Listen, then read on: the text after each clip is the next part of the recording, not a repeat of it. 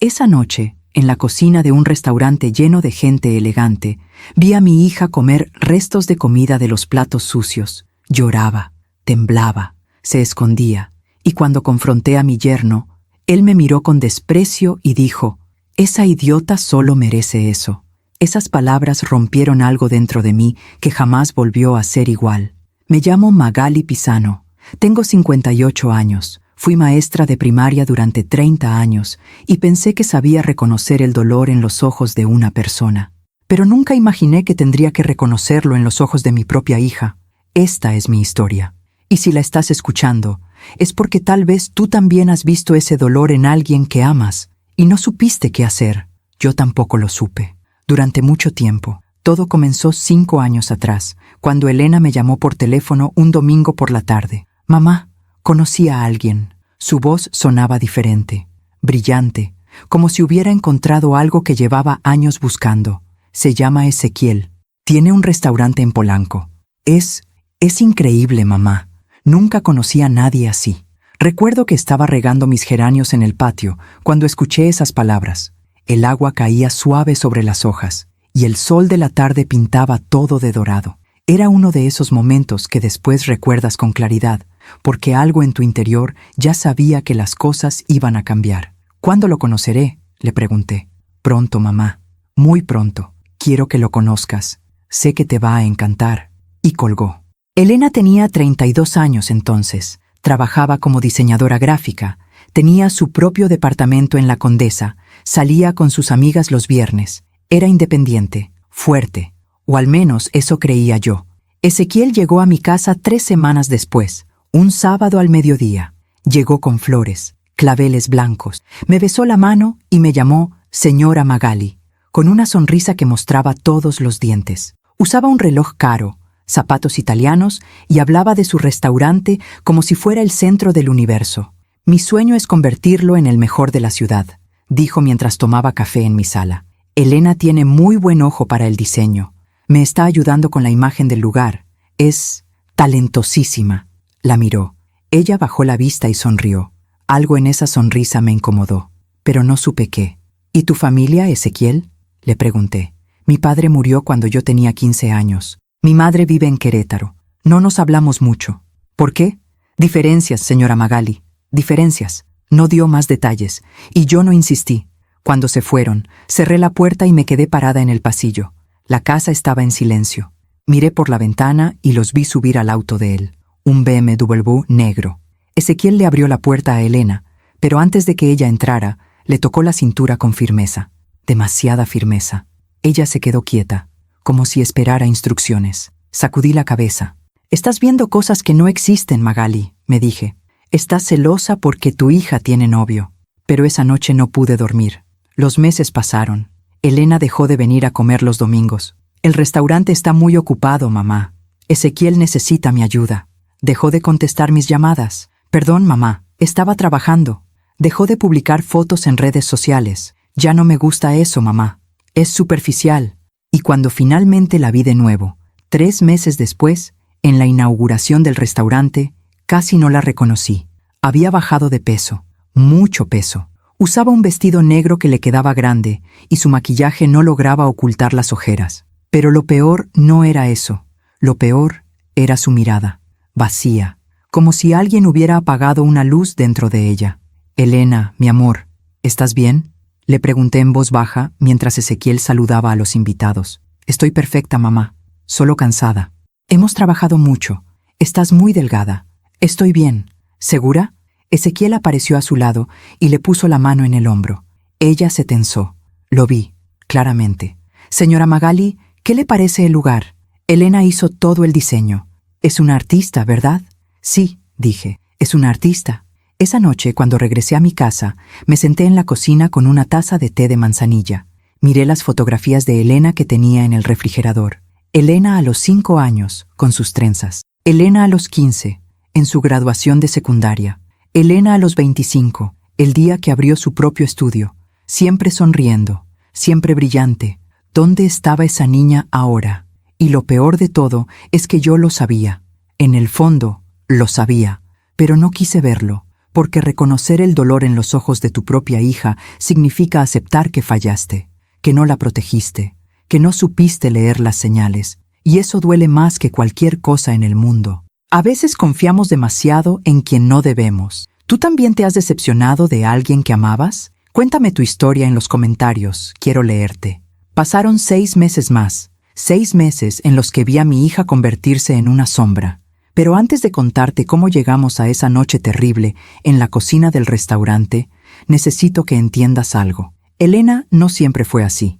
Elena fue una niña llena de luz. Nació un martes de octubre, a las 6 de la mañana, cuando el cielo todavía estaba oscuro y las primeras gotas de lluvia comenzaban a caer sobre la Ciudad de México. Su padre, Miguel, me sostuvo la mano durante todo el parto, y cuando la enfermera la puso en mis brazos por primera vez, Elena abrió los ojos y me miró, y juro que en ese momento supe que esa niña iba a cambiar mi vida. Miguel murió cuando Elena tenía 11 años, cáncer de páncreas. Fue rápido, cruel. Un martes también, como si los martes fueran días malditos en mi familia.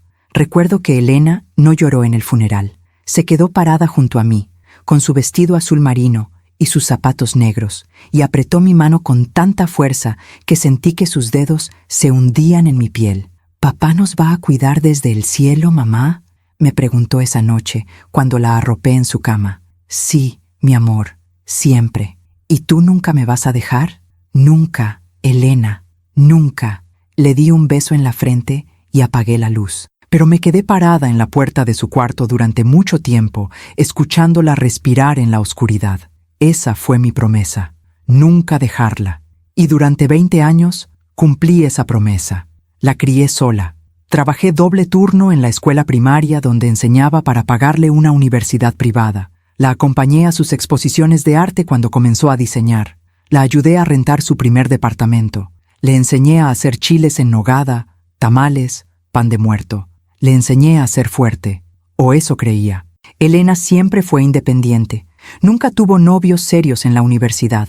Salía con chicos, claro, pero nada que durara más de 3 meses. No quiero comprometerme todavía, mamá, me decía. Tengo muchas cosas que hacer. Y las hacía. Abrió su estudio de diseño gráfico a los 28 años. Tenía clientes importantes, ganaba bien, viajaba, iba al gimnasio, tomaba clases de cerámica los sábados, tenía amigas con las que se iba de viaje a Oaxaca, a Puerto Escondido, a San Miguel de Allende. Era feliz. Yo la veía y pensaba, lo lograste, Magali, criaste a una mujer fuerte. Pero entonces llegó Ezequiel. Al principio todo parecía normal. Ezequiel era atento, educado. Siempre llegaba a tiempo cuando quedaba con Elena. Siempre le abría la puerta del auto. Siempre le mandaba flores a su estudio. Es un caballero, mamá, me decía Elena por teléfono. No como los otros. Él sí sabe cómo tratar a una mujer. Y yo quería creerle. Quería creer que mi hija había encontrado a alguien bueno. Pero había cosas que no me cuadraban. Como aquella vez que Elena llegó a mi casa con un moretón en el brazo. ¿Qué te pasó?, le pregunté mientras preparaba café en la cocina. Me golpeé con la puerta del auto, mamá. Qué torpe soy. ¿Te duele? No, ya pasó. Pero no me miró a los ojos cuando lo dijo. O como aquella tarde que la llamé y escuché a Ezequiel gritarle en el fondo. ¿Quién te llama? Es mi mamá. Dile que estás ocupada. Pero, dile que estás ocupada. Y Elena me dijo con voz temblorosa. Mamá, te llamo después, ¿sí? Estoy ocupada. Y colgó. Yo me quedé con el teléfono en la mano, sintiendo cómo algo frío me recorría la espalda. Pero me dije a mí misma, todos los novios tienen discusiones. Es normal. No te metas, Magali. Así que no me metí. Y esa fue mi primer error. La boda fue 6 meses después de la inauguración del restaurante. Fue pequeña, íntima, solo 20 personas. Elena no quiso una fiesta grande. Ezequiel prefiere algo sencillo, mamá.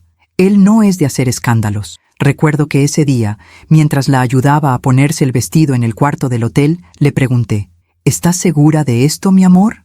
Ella se miró al espejo. El vestido era blanco, sencillo, elegante, pero ella estaba pálida, demasiado pálida. Sí, mamá, estoy segura. ¿Lo amas? Se quedó callada durante unos segundos, luego asintió. Sí, lo amo. Pero su voz no sonaba convencida, sonaba resignada, y yo debí decir algo. Debí detenerla. Debí tomarla de los hombros y decirle, Si tienes dudas, no lo hagas, todavía estás a tiempo. Pero no lo hice, porque tenía miedo de que pensara que era una madre entrometida. Tenía miedo de que se enojara conmigo. Tenía miedo de perderla. Así que sonreí, le di un beso en la mejilla y le dije: «Te ves hermosa, mi amor». Y la dejé ir. Después de la boda, todo cambió. Elena dejó de venir a mi casa. Ezequiel dice que los domingos son para descansar, mamá. Trabajamos mucho en el restaurante. Dejó de contestar mis mensajes. Perdón, mamá, se me olvidó. Dejó de hablarme de su trabajo. Ya no tengo estudio, mamá. Cerré el negocio. Ahora trabajo con Ezequiel en el restaurante. ¿Cerraste tu estudio? ¿Por qué? Porque Ezequiel necesita mi ayuda. Y además es mejor así. Ahora estamos juntos todo el tiempo. Sentí un nudo en el estómago. Pero, Elena, ¿eso es lo que tú quieres? Sí, mamá, es lo que quiero. Pero su voz sonaba hueca, como si estuviera leyendo un guión que alguien más había escrito. Intenté visitarla en el restaurante varias veces, pero Ezequiel siempre tenía una excusa. Hoy está ocupada, señora Magali. Tiene mucho trabajo en la cocina. ¿Puedo pasar a saludarla? Mejor no. Está muy estresada. No quiero que la distraigan. Y yo me iba. Me iba sintiéndome impotente, sintiéndome inútil. ¿Qué podía hacer? Elena era una mujer adulta. Estaba casada. Tenía su propia vida. Yo no podía meterme. ¿O sí? Una noche, a las 11, recibí una llamada. Era Elena. ¿Mamá? Su voz sonaba rota, como si hubiera estado llorando durante horas. Elena, ¿qué pasó? ¿Estás bien? Yo solo quería escuchar tu voz. ¿Dónde estás? En casa. Ezequiel está dormido. ¿Te hizo algo? Silencio. Elena, ¿te hizo algo? No, mamá. No pasó nada. Yo solo extraño hablar contigo. Mi amor, ven a la casa. Ven mañana. Preparo chilaquiles como te gustan, con mucho queso, y hablamos. No puedo, mamá. Ezequiel necesita que esté en el restaurante temprano. Elena, te tengo que colgar, mamá. Se despertó y colgó. Me quedé sentada en mi cama, con el teléfono en la mano, sintiendo cómo las lágrimas me caían por las mejillas. Mi hija estaba sufriendo, y yo no sabía cómo ayudarla. Pasaron 3 meses más, 3 meses de llamadas cortadas, de mensajes sin respuesta, de excusas, hasta que un día mi comadre Lourdes me llamó. Magali, necesito hablar contigo. ¿Qué pasa? Fui al restaurante de Ezequiel ayer y vi a Elena. Se quedó callada. ¿Y? Magali, tu hija está muy mal, está flaquísima, se le está cayendo el pelo, y cuando le hablé, me miró como si tuviera miedo. ¿Miedo de qué? De que Ezequiel la viera hablando conmigo. Sentí que el corazón se me salía del pecho. ¿Dónde está el restaurante? En Polanco. Pero, Magali, no vayas sola. Ese hombre no es buena persona. Voy a ir. Magali, voy a ir. Y colgué. Esa noche no pude dormir. Me senté en la cocina con una taza de café que nunca tomé. Miré las fotografías de Elena en el refrigerador. La vi sonriendo, brillante, llena de vida, y me prometí a mí misma que iba a recuperar a esa niña. No importaba lo que tuviera que hacer, no importaba a quién tuviera que enfrentar. Iba a traer a mi hija de vuelta. Mientras cuento todo esto, pienso en dónde estarás escuchándome. Escribe el nombre de tu ciudad en los comentarios. Fui al restaurante 3 días después. Era un martes. Siempre martes, como si mi vida estuviera marcada por ese día maldito. El restaurante se llamaba Raíces, un nombre irónico para un lugar donde mi hija estaba siendo arrancada de las suyas. Estaba en una calle tranquila de Polanco, entre boutiques caras y galerías de arte. La fachada era elegante, ventanas grandes con cortinas de lino blanco, una puerta de madera oscura con manijas de bronce. Afuera, había una pizarra con el menú del día escrito con letra cursiva perfecta, la letra de Elena. Respiré hondo y empujé la puerta. Adentro, el lugar era hermoso, mesas de madera con manteles color crema, plantas colgantes, luz natural que entraba por los ventanales. Olía a café recién hecho y a pan horneado. Había música suave de fondo, bossa nova, creo. Todo parecía perfecto, demasiado perfecto. Una mesera joven se acercó con una sonrisa profesional. «Buenas tardes, señora. ¿Mesa para una persona?» «No, gracias. Vengo a ver a Elena. Soy su madre». La sonrisa de la chica vaciló por un segundo. «Ah, ella está en la cocina. Pero el chef Ezequiel no permite visitas durante el servicio». «No es una visita. Soy su madre». «Entiendo, señora. Pero las reglas son...» No me importan las reglas. Necesito ver a mi hija. En ese momento, Ezequiel salió de la cocina. Llevaba un delantal blanco impecable y una expresión que intentaba ser amable, pero que no lograba ocultar la molestia en sus ojos. Señora Magali, qué sorpresa. ¿A qué debemos el honor? Vengo a ver a Elena. Elena está ocupada. Estamos en pleno servicio del almuerzo. Solo serán 5 minutos. Lo siento, pero no es posible. Cuando uno trabaja en un restaurante, tiene que mantener el ritmo. No puede haber distracciones. Me miró fijamente, como retándome, y yo lo miré de vuelta. 5 minutos, Ezequiel. Se quedó callado durante unos segundos. Luego suspiró, como si yo fuera una cliente difícil que tenía que tolerar. Está bien, 5 minutos. Pero aquí, en el comedor, no quiero que entre a la cocina. Es protocolo de seguridad. Mentiroso. Lo supe en ese momento. Había algo que no quería que yo viera. De acuerdo. Se dio la vuelta y desapareció detrás de la puerta batiente de la cocina. Esperé. 1 minuto, 2, 3, 4. Finalmente, la puerta se abrió y Elena salió. Y cuando la vi, sentí que el aire se me escapaba de los pulmones. Mi hija estaba irreconocible. Había pasado solo 3 meses desde la boda. 3 meses. Pero parecía que habían pasado 3 años. Estaba flaca, terriblemente flaca. Los pómulos se le marcaban en el rostro, los ojos hundidos. El cabello, que siempre había sido grueso y brillante, ahora estaba opaco y quebradizo, recogido en una cola de caballo apretada que dejaba ver mechones que se le caían. Llevaba un delantal manchado de grasa y salsa. Las manos le temblaban. Y lo peor, no me miraba a los ojos. «Hola, mamá», dijo en voz baja. Me levanté de la mesa donde me habían hecho sentar y caminé hacia ella. Quise abrazarla, pero ella dio un paso atrás. «Elena, mi amor, ¿qué haces aquí? Vine a verte. No contestas mis llamadas. No vienes a la casa. Estoy preocupada». «Estoy bien, mamá. Solo ocupada». «No te ves bien». «Estoy bien». «Elena, estoy bien». Levantó la voz, y luego se llevó las manos a la boca, como si no pudiera creer que había gritado. Ezequiel apareció detrás de ella, como una sombra. «¿Todo bien por aquí?» «Sí», dijo Elena rápidamente. «Todo bien. Mi mamá ya se iba». «No me voy a ir», dije. «No hasta que hablemos». Ezequiel puso una mano en el hombro de Elena. Ella se tensó. Lo vi, claramente. «Señora Magali, con todo respeto, Elena tiene que volver a trabajar. Tenemos una reservación grande a las 3 y necesitamos que todo esté listo. Puedo esperar. No creo que sea buena idea. Elena está muy estresada últimamente. No quiero que se ponga peor». Me miró con una sonrisa que no llegaba a sus ojos, y en ese momento lo entendí. Ezequiel no estaba cuidando a mi hija, la estaba controlando. «Elena, mírame». Ella levantó la vista lentamente. Sus ojos estaban vidriosos, cansados, sin vida. «¿Estás comiendo bien?» «Sí». «¿Estás durmiendo?» «Sí». «¿Eres feliz?» Silencio. Ezequiel apretó su hombro. Ella tragó saliva. «Sí, mamá, soy feliz». Pero una lágrima le cayó por la mejilla. Una sola lágrima que se limpió rápidamente con el dorso de la mano. Y yo sentí que algo dentro de mí se quebraba. «Elena, si necesitas algo, lo que sea, llámame, a la hora que sea. ¿Me oyes?» «Sí, mamá». «Prométemelo». «Te lo prometo». Ezequiel sonrió. «Ya ve, señora Magali, todo está bien. Elena solo está cansada, pero la cuido muy bien». Lo miré, y en sus ojos vi algo que me heló la sangre. Crueldad, pura crueldad. «Más te vale», dije en voz baja, y me fui.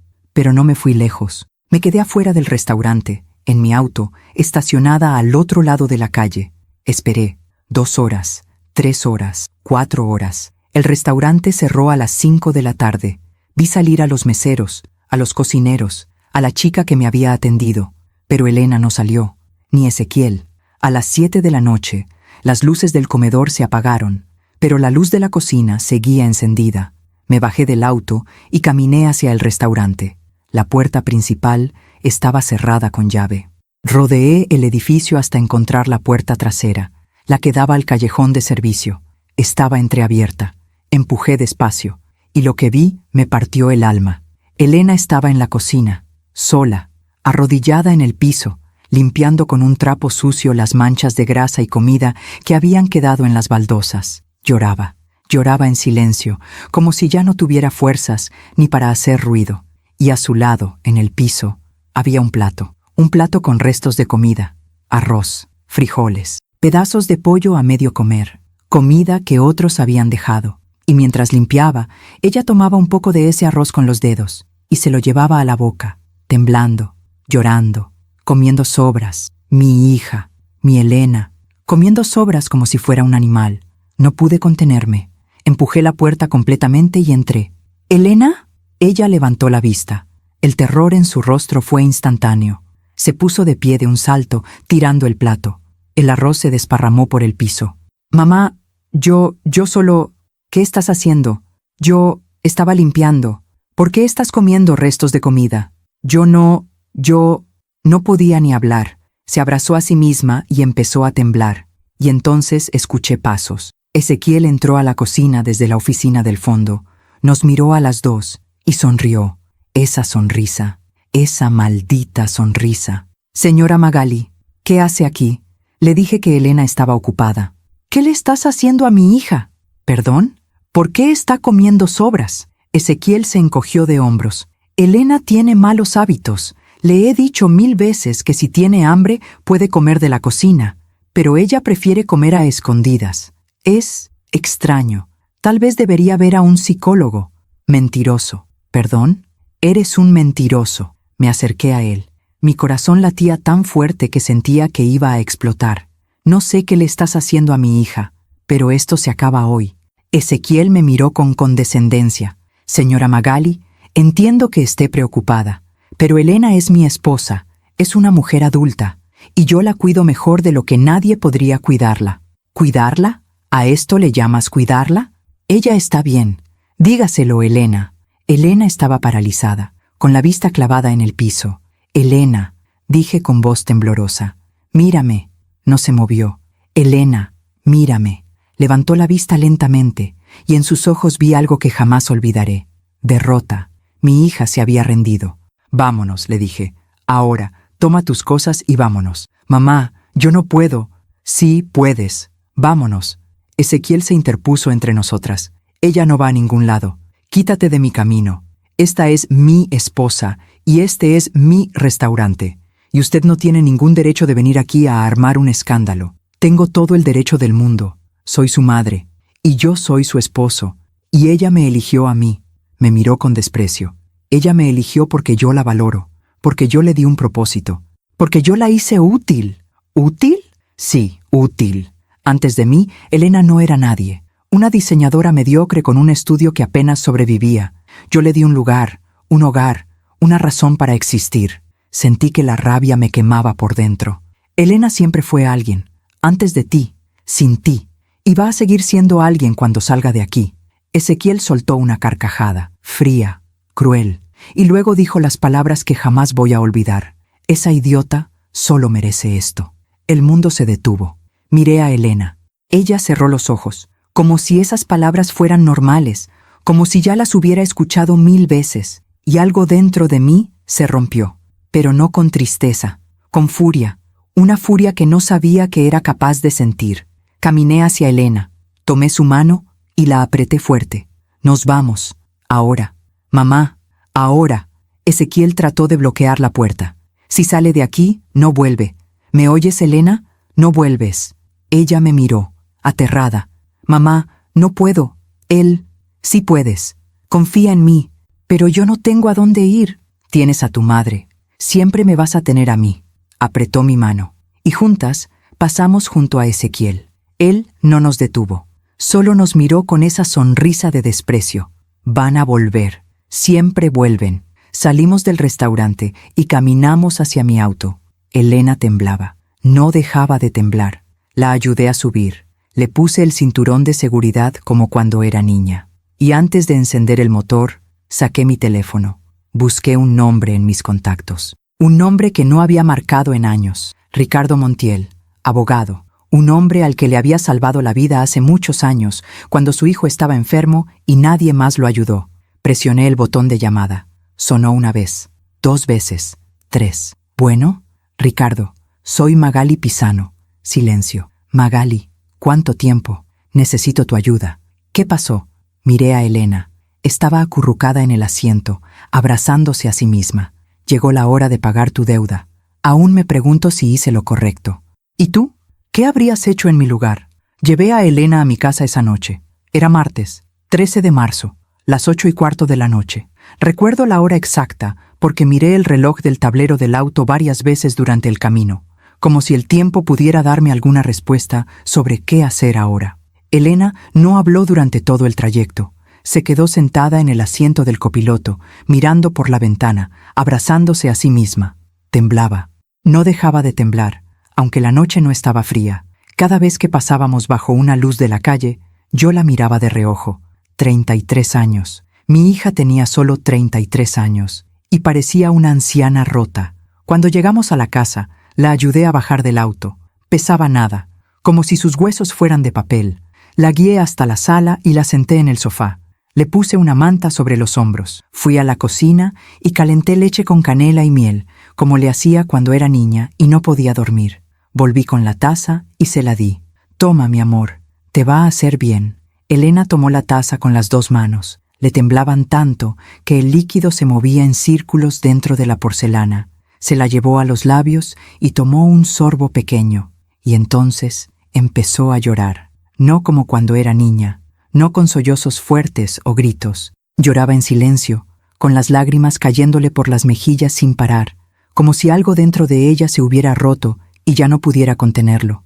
Me senté a su lado y la abracé. Ella apoyó la cabeza en mi hombro y lloró durante 20 minutos sin parar. Yo no dije nada, solo la sostuve, como cuando tenía 11 años y lloraba por la muerte de su padre, como cuando tenía 16 y su primer novio la dejó, como cuando tenía 22 y no pasó el examen de admisión a la universidad que quería. Siempre estuve ahí, y ahora también. Cuando finalmente dejó de llorar, se separó de mí y se limpió la cara con el dorso de la mano. «Perdón, mamá, no tienes nada que disculpar. No debí hacer esto. Ezequiel va a estar furioso. No me importa lo que Ezequiel piense, pero yo tengo que volver. El restaurante, no vas a volver. Mamá, no entiendes, él me necesita. Si no estoy ahí, todo va a colapsar». La miré fijamente. «Elena, ¿tú escuchaste lo que él te dijo?» Bajó la vista. «Sí, te llamó idiota. Yo lo hice enojar». «¿Qué?» «Ezequiel se enoja cuando no hago las cosas bien. Y hoy no terminé de limpiar a tiempo. Y él tiene razón. Soy una inútil». Sentí que el corazón se me partía en 2. «Elena, mírame». No se movió. «Mírame». Levantó la vista lentamente. «Tú no eres una inútil. Tú eres mi hija. Y eres brillante, talentosa, hermosa. Y ese hombre no tiene ningún derecho de tratarte así. Pero yo lo amo, mamá. Eso no es amor. Sí lo es. Él me cuida. Me da un hogar. Me da trabajo. Él te está destruyendo». «No». Se puso de pie de repente. La taza de leche cayó al piso y se rompió en pedazos. El líquido se desparramó sobre la alfombra. «Él no me está destruyendo. Él me está ayudando a ser mejor. Antes de él, yo era un desastre. No sabía administrar mi dinero. No sabía cocinar. No sabía ser una buena esposa. Tú nunca fuiste un desastre». «Sí lo era. Y él me lo dice porque me ama, porque quiere que mejore». «Elena, no entiendes nada, mamá.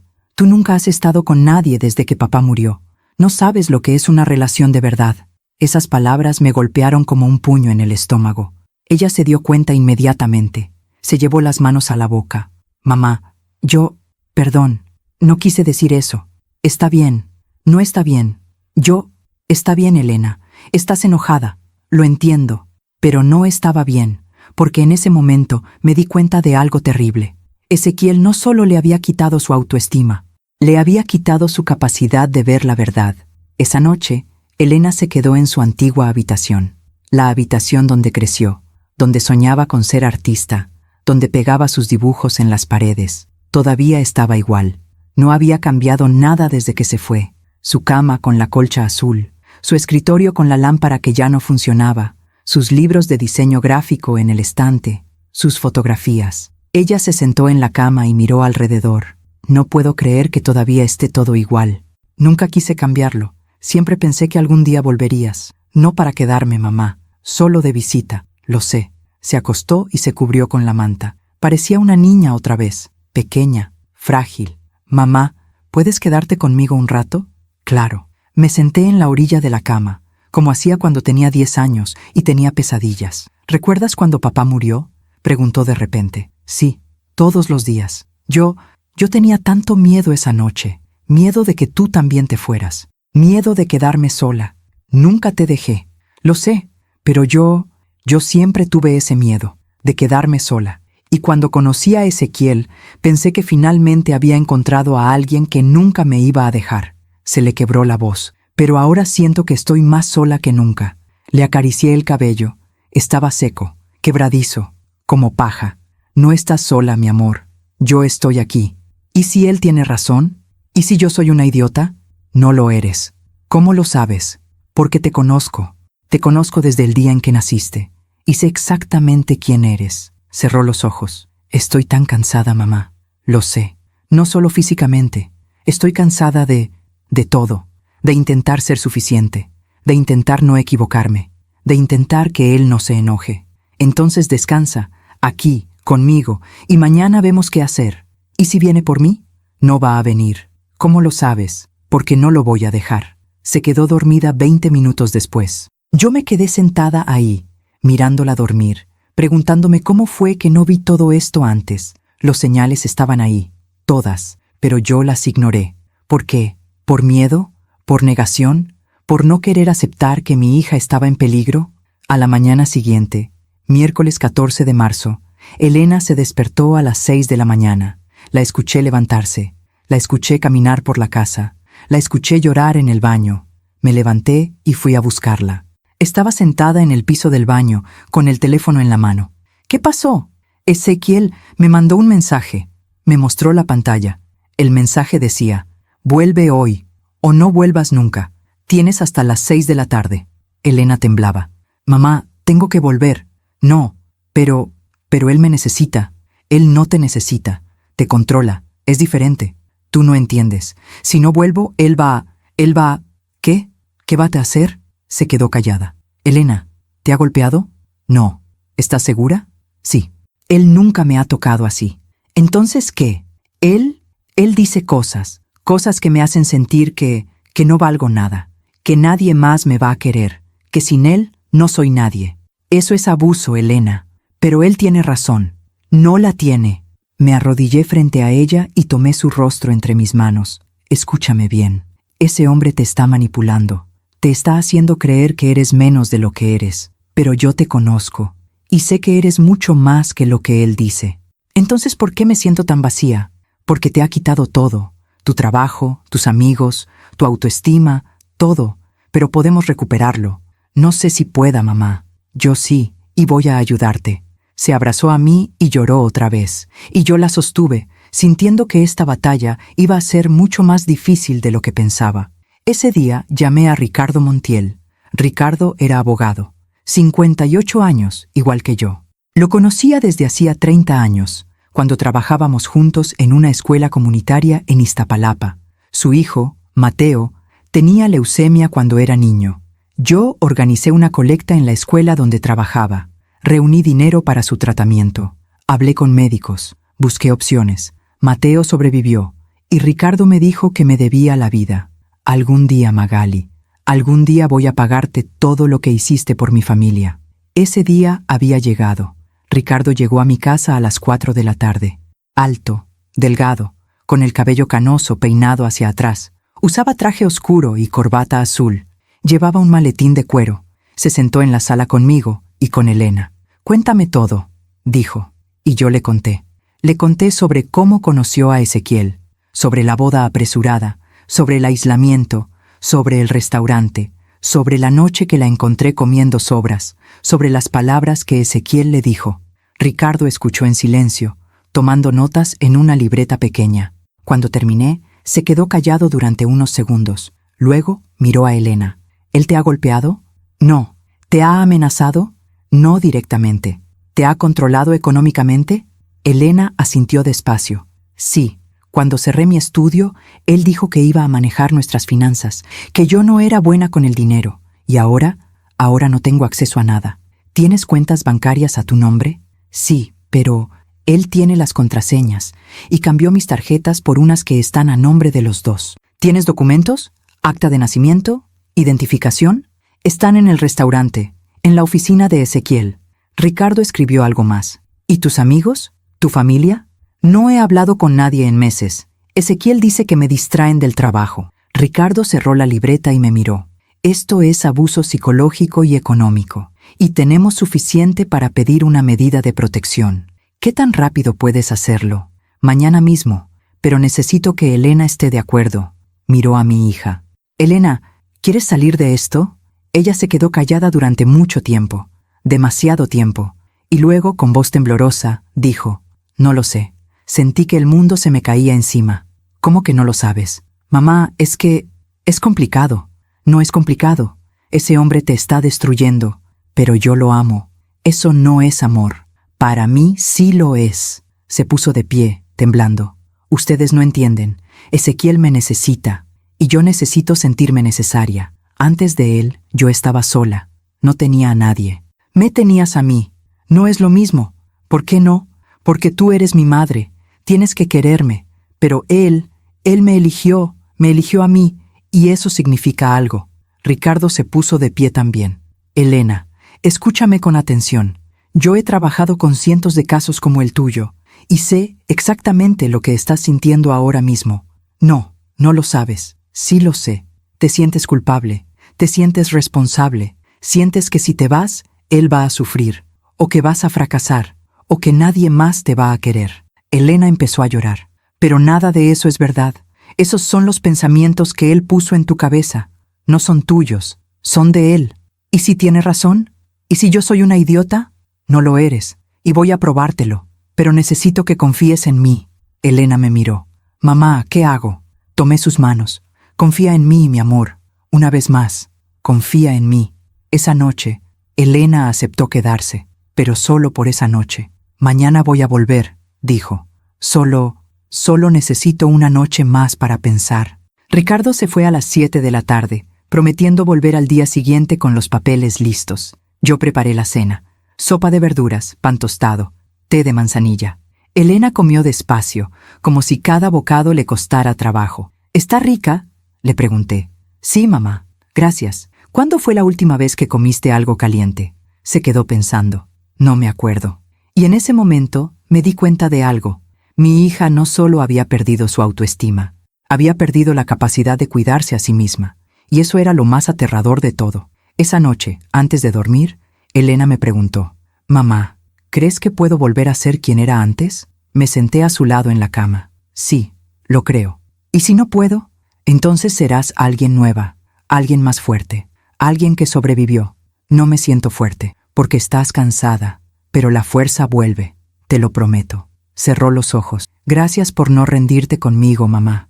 Nunca me voy a rendir contigo. Pero lo que no sabíamos era que al día siguiente, jueves 15 de marzo, todo iba a cambiar, porque Ezequiel no iba a dejarla ir tan fácilmente, y la batalla apenas estaba comenzando.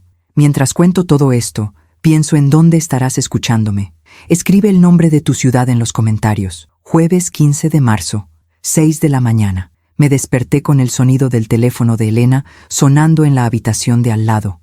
No era la alarma, era una llamada. Salté de la cama y corrí hacia su cuarto. Ella ya estaba despierta, sentada en la cama, mirando la pantalla del teléfono con terror. ¿Quién es? Ezequiel. No contestes. Pero, no contestes. El teléfono dejó de sonar. Pasaron 5 segundos y volvió a sonar.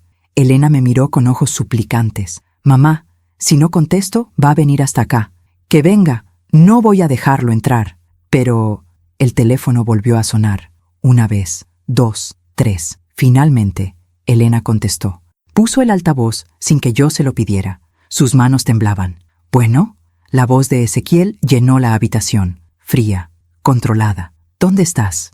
En casa de mi mamá. Te di hasta las 6 de la tarde de ayer. Son las 6 de la mañana del día siguiente.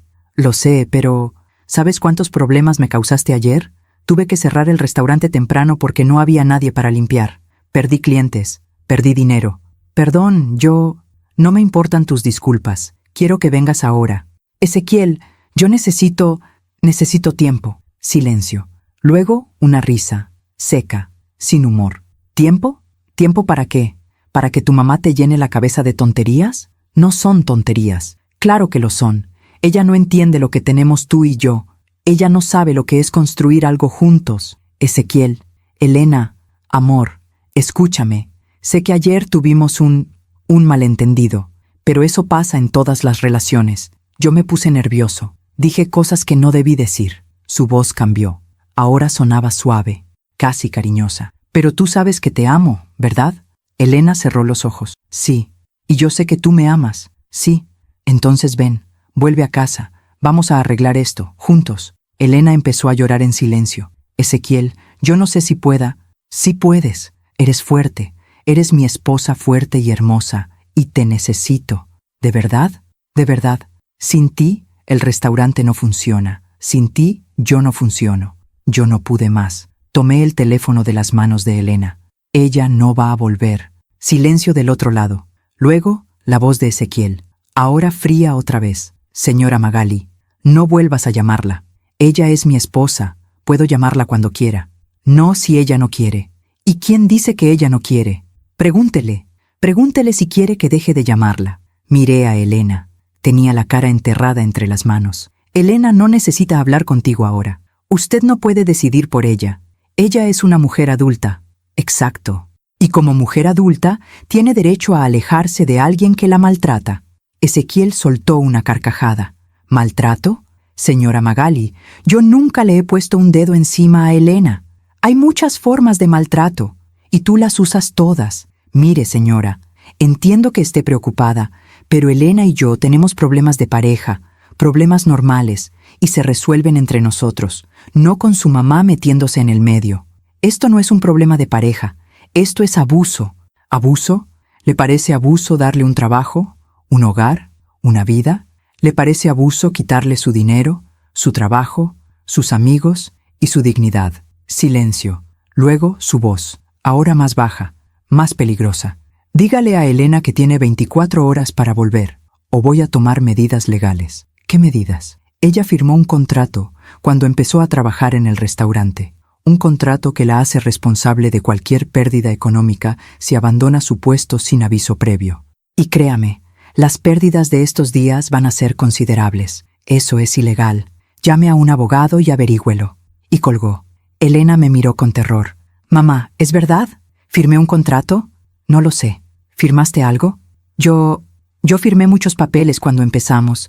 Ezequiel dijo que eran trámites del restaurante, del seguro, de no sé qué más. ¿Los leíste? Bajó la vista. No. Cerré los ojos y respiré hondo. Está bien, está bien. Vamos a llamar a Ricardo. Ricardo llegó a las 9 de la mañana. Se sentó en la sala con nosotras, con su maletín de cuero abierto sobre la mesa de centro. Le conté sobre la llamada, sobre el contrato. Él escuchó con atención, tomando notas. ¿Tienes alguna copia de los papeles que firmaste?, le preguntó a Elena. No, todo está en la oficina de Ezequiel. ¿Recuerdas qué decían? No, él me los dio y me dijo que firmara. Y yo confié en él. Ricardo suspiró. Elena, necesito que me digas la verdad.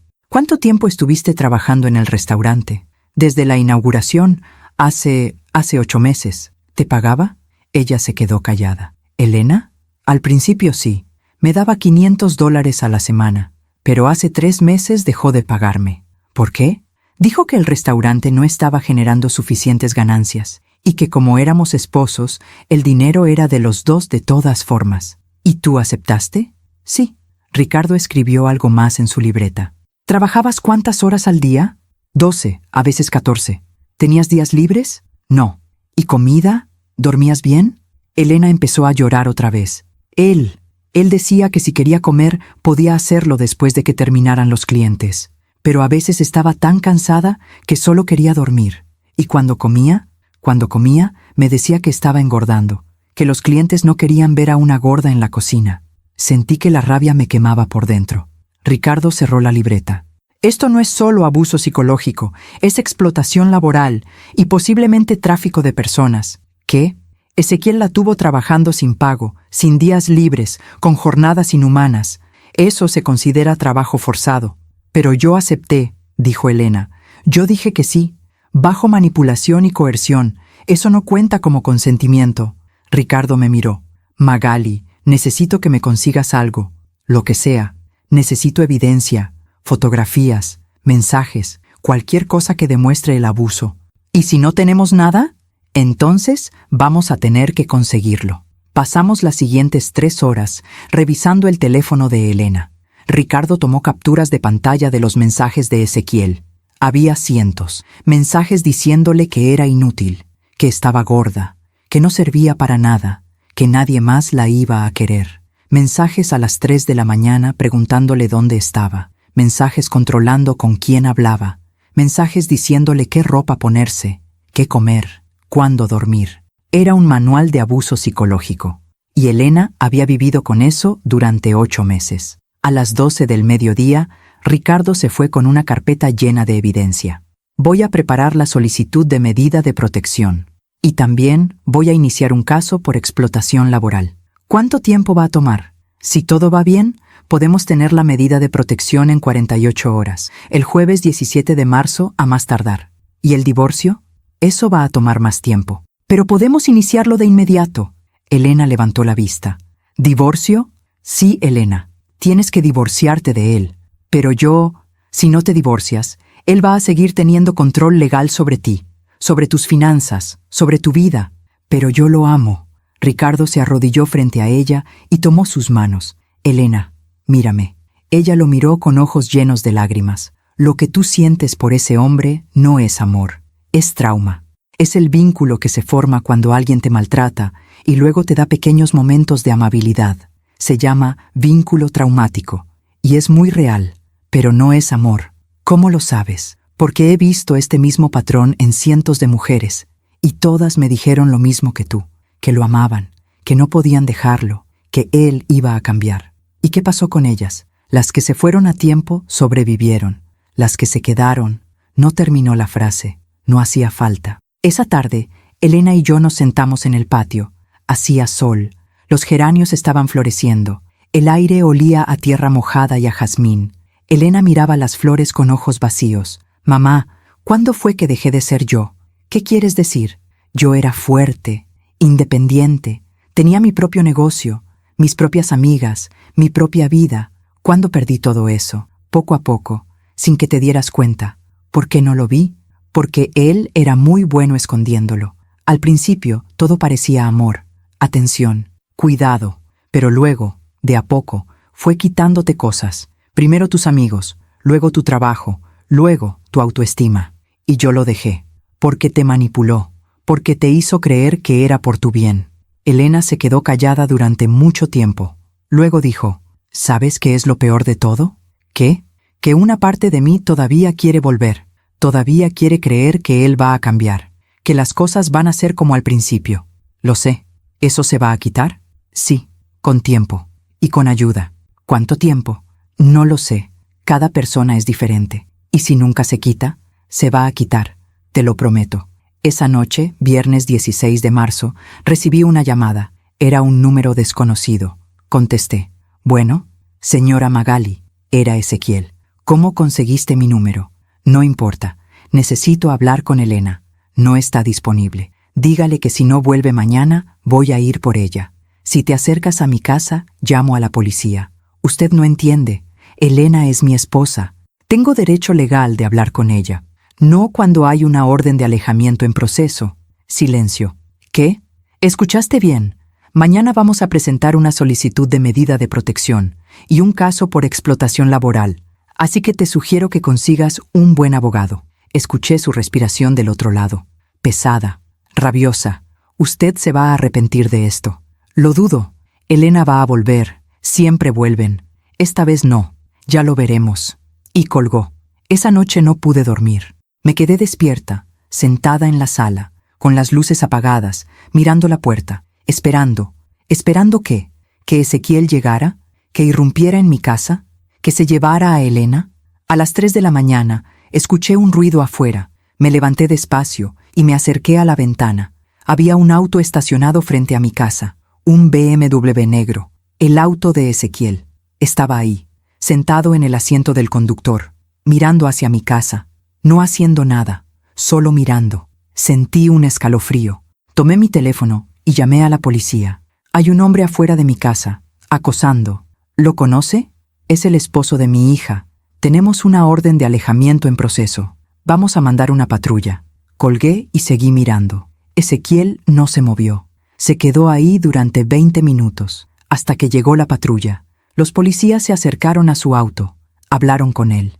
Él les mostró algo, probablemente su identificación.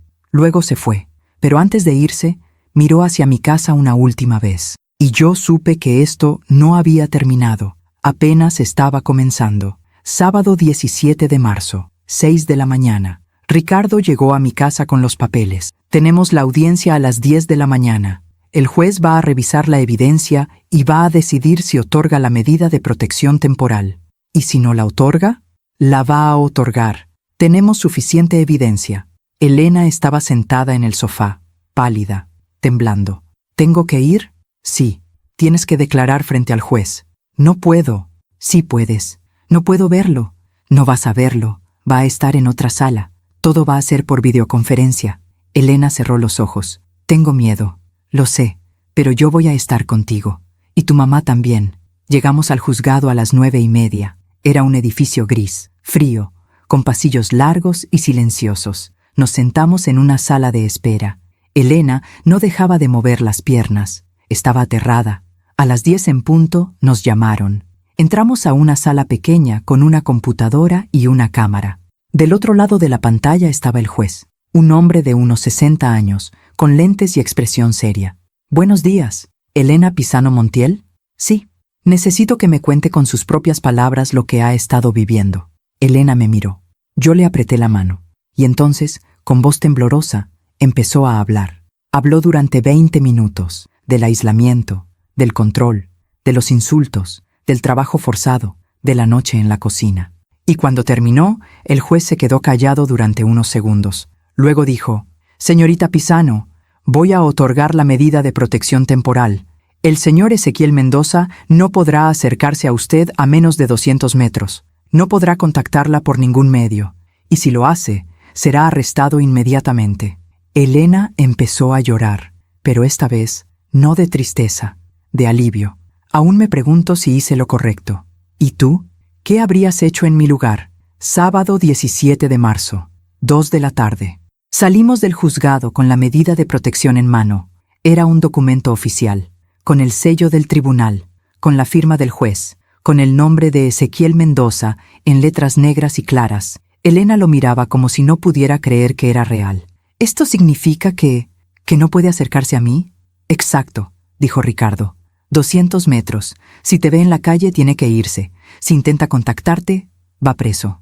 ¿Y el restaurante? Puedes ir a recoger tus cosas, pero con escolta policial. Yo voy a coordinar eso para el lunes. ¿El lunes? ¿Por qué no hoy? Porque hoy es sábado, y porque quiero que tengas un par de días para procesar todo esto antes de volver a verlo. Elena asintió despacio, pero yo la conocía esa mirada. Todavía tenía dudas, todavía una parte de ella quería volver. Esa noche preparé pozole, el favorito de Elena desde que era niña. Pozole rojo, con rábanos, lechuga, orégano, tostadas crujientes. El olor llenó toda la casa. Elena se sentó en la mesa de la cocina y me observó cocinar. No hablamos durante mucho tiempo, solo el sonido de la olla burbujeando, el agua corriendo, los platos chocando. Finalmente, ella rompió el silencio. «Mamá, ¿te puedo hacer una pregunta?» «Claro. ¿Cómo supiste que papá era el correcto?» Me detuve, con la cuchara en la mano. No esperaba esa pregunta. «¿Por qué lo preguntas?» Porque yo pensé que Ezequiel era el correcto, y me equivoqué. Entonces, ¿cómo se supone que sepa la diferencia?» Apagué la estufa y me senté frente a ella. «Tu papá nunca me hizo sentir menos, nunca me controló, nunca me quitó nada. Al contrario, cuando estaba con él, me sentía más yo misma, más fuerte, más capaz. ¿Y con Ezequiel? ¿Cómo te sentías con Ezequiel?» Elena bajó la vista, pequeña, inútil, como si nunca fuera suficiente. «Entonces ahí está tu respuesta». Ella jugó con sus manos. «Pero al principio no era así. Al principio me hacía sentir especial, como si fuera la única mujer en el mundo. Esa es la trampa, mi amor. Todos los abusadores empiezan así. Te hacen sentir amada, valorada. Y cuando ya confías en ellos, cuando ya dependes de ellos, ahí es cuando empiezan a quitarte pedazos, poco a poco, tan lento que ni siquiera te das cuenta. ¿Y por qué no me di cuenta? Porque eres humana. Y porque el amor nos hace ciegos. Elena empezó a llorar otra vez. Mamá, tengo tanto miedo. ¿De qué? De que nunca vaya a poder confiar en nadie otra vez, de que siempre vaya a estar esperando que la persona que amo se convierta en un monstruo. Me levanté y la abracé. Eso también se va a curar, con tiempo, te lo prometo. Domingo 18 de marzo. Elena se despertó gritando a las 4 de la mañana. Corrí a su habitación. Estaba sentada en la cama, empapada en sudor, temblando. ¿Qué pasó? Soñé que Ezequiel entraba a la casa, que me arrastraba de vuelta al restaurante, y que tú no podías detenerlo. Solo fue una pesadilla, pero se sintió tan real. Me senté a su lado. Elena, él no va a venir. Tiene una orden de alejamiento. Si se acerca, va preso. Y si no le importa, le va a importar. Los hombres como Ezequiel son cobardes. Solo son valientes cuando tienen control. Pero cuando pierden ese control, se rinden. ¿Cómo lo sabes? Porque he visto a muchos hombres así en mi vida. Y todos son iguales. Elena se recostó otra vez. Mamá, ¿puedes quedarte aquí hasta que me duerma? Claro. Me quedé sentada en la orilla de su cama, como cuando era niña. Y mientras la veía dormir, pensé en todas las noches que no estuve ahí. Todas las noches que ella pasó sola, con miedo, sin nadie que la protegiera. Y me prometí a mí misma que nunca más volvería a fallarle. Lunes 19 de marzo, 9 de la mañana. Ricardo llegó con 2 policías, un hombre y una mujer, ambos de unos 30 años, uniformados, serios. «Vamos a ir al restaurante», dijo Ricardo. «Elena va a recoger sus cosas, sus documentos, todo lo que sea de ella». Elena estaba pálida. «¿Él va a estar ahí?» «Probablemente, pero no puede acercarse a ti. Los oficiales van a asegurarse de eso». «¿Y si intenta hablarme?» «No respondas, no lo mires. Solo recoge tus cosas y salimos». Elena asintió, pero sus manos temblaban. Llegamos al restaurante a las 10 de la mañana. Estaba cerrado. Las cortinas de las ventanas estaban cerradas, pero el BMW negro de Ezequiel estaba estacionado afuera. Él estaba ahí. Los policías tocaron la puerta. No hubo respuesta. Tocaron otra vez. «Policía, abra la puerta». Finalmente, la puerta se abrió, y ahí estaba Ezequiel. Pero no era el mismo Ezequiel que había visto hace una semana. Este Ezequiel estaba desaliñado, sin afeitar, con ojeras profundas, la camisa arrugada, los ojos rojos. Parecía que no había dormido en días. «¿Qué quieren?», preguntó con voz ronca. «Venimos a escoltar a la señora Elena Pisano para que recoja sus pertenencias». Ezequiel miró a Elena. Ella desvió la mirada. «¿Pertenencias? Todo lo que está aquí es mío. Yo pagué por todo». «Según la ley», dijo Ricardo, «Elena tiene derecho a recuperar sus documentos personales, su ropa y cualquier objeto de valor sentimental». «¿Y quién es usted?» «Soy su abogado». Ezequiel soltó una carcajada amarga. «Por supuesto. Ya te conseguiste un abogado». «¡Qué rápido!». Elena seguía sin mirarlo. «Señor Mendoza», dijo la oficial mujer, «necesitamos que se mantenga a una distancia mínima de 200 metros de la señora Pisano. Puede quedarse en el restaurante, pero tiene que ir a la parte de atrás mientras ella recoge sus cosas. Este es mi restaurante». «Lo entendemos, pero hay una orden de alejamiento vigente. Si no coopera, vamos a tener que arrestarlo». Ezequiel apretó los puños, me miró, y en sus ojos vi un odio puro. «Esto es culpa suya», me dijo. «Usted le llenó la cabeza de mentiras». «Yo no le llené la cabeza de nada, solo le abrí los ojos. Elena era feliz antes de que usted se metiera. Elena estaba muriendo antes de que yo la sacara». «Mentira». Dio un paso hacia mí.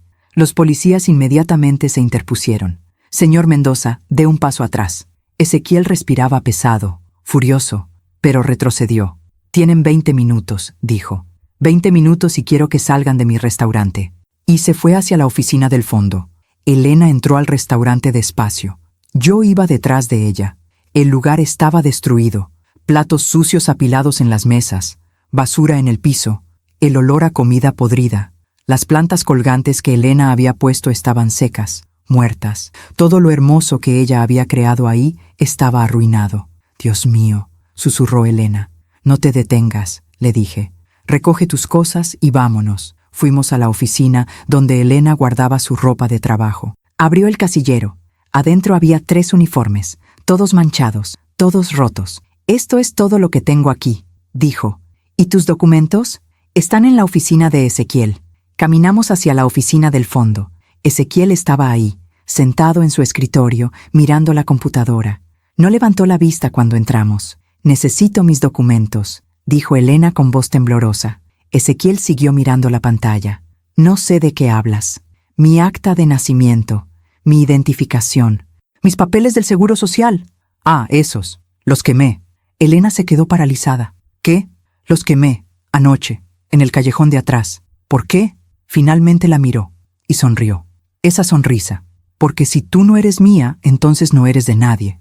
Ricardo inmediatamente llamó a los policías. Destruir documentos oficiales es un delito federal. Pruébenlo, dijo Ezequiel. Salimos de la oficina y fuimos al callejón de atrás. Ahí, en un tambo de metal, había cenizas, cenizas de papel, cenizas de la identidad de Elena.